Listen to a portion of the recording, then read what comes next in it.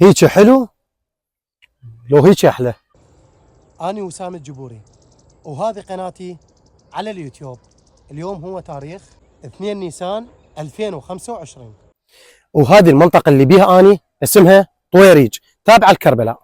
طبعا الأجواء غيم ورعيد وما أوصف لكم البوخة اللي صارت بالجو بعد ما مطرت قليل.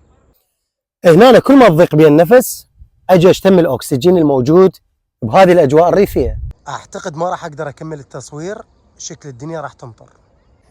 أحلى ما موجود بالبساتين وبالريف هيك وقت حوالي 5:30 إذا قاعد تسمعون صوت القرآن الكريم وصوت الطيور وتخيلوا من عندكم الأجواء. كنت سابقا أجي أصيد بلابل طيور، هسه لا، قررت أتركهن لأن هذا خصوصا موسم تزاوج ولازم الطيور تاخذ راحتهم. هنا صارت صدق وقامت ترعد قوي ويمكن راح تمطر.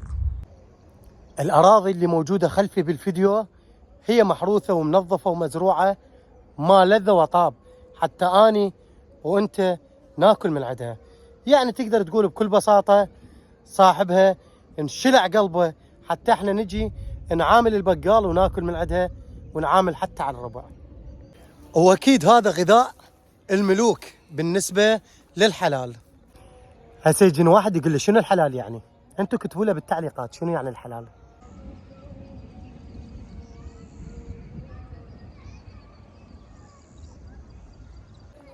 شغلة ثانية، من يعرف ليش يخلون علاليق يربطوهن بحبل بهاي الطريقة ويخلوهن بالبساتين؟ شنو الغاية من عندها؟ اللي يعرف يكتب لنا بالتعليقات. واكيد هنا ما ننسى الخباز، قسم يسمونه خباز والقسم الثاني ما اعرف شو يسميه، اعتقد يسميه توله، يمكن مو صحيح؟ فانتم من جماعه اللي يسمونه التوله لو الخباز، واعتقد بعد له اسم ثالث هماتين، شنو تسمونه؟ مو قلت لكم راح تمطر؟ بس باعوا الغيم شلون الدنيا تشلشلت والرعيد. بصراحه كلش انقهر لما اشوف جذع النخله واقع بهذا الشكل. هسه احنا نعرف عواصف اللي قاعده تصير توقع النخل، بس انا قاعد احكي لكم على احساسي. انقهر لما اشوف نخله مثمره يا ما وكلت اجيال هذا يكون مصيرها. وهواي ابيات شعر على هذا الموضوع. بس باع المنظر شلون يرد الروح.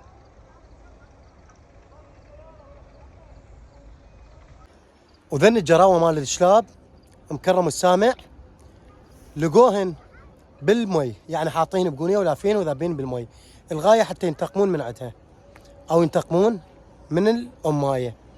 بس شوفوا قساوه البشر وين وصل اليا مرحله. لحقنا عليهن، فكينا القونيه جبناهن وربيناهن. كانن 6، كل واحد يجي اخذ 2، بقن بس 2 بالقاع. جاي نعتني بيهن بالاكل وبالشرب. شوفون شلون حلوات. الله، جميلات جميلات عمي. وهنا لازم اختم الفيديو لانه شوف الدنيا تشلشلت وظلمت وبدت تختفي الدقه مال التصوير. فشنو الشيء اللي ركزتوا له؟ شنو الشيء اللي حبيتوه بالفيديو؟ شنو اللي عجبكم والما عجبكم؟ اكتبوا لي بالتعليقات. وامانه لا تنسون تسوون اشتراك للقناه ودوسون على علامه الجرس اهم شيء حتى يوصلكم فيديو اول باول من انزله. وانتم خذوا راحتكم بالاراء وتردون اي فيديو وباي مكان انا مستعد اصوره لكم. صلاة على محمد وآل محمد.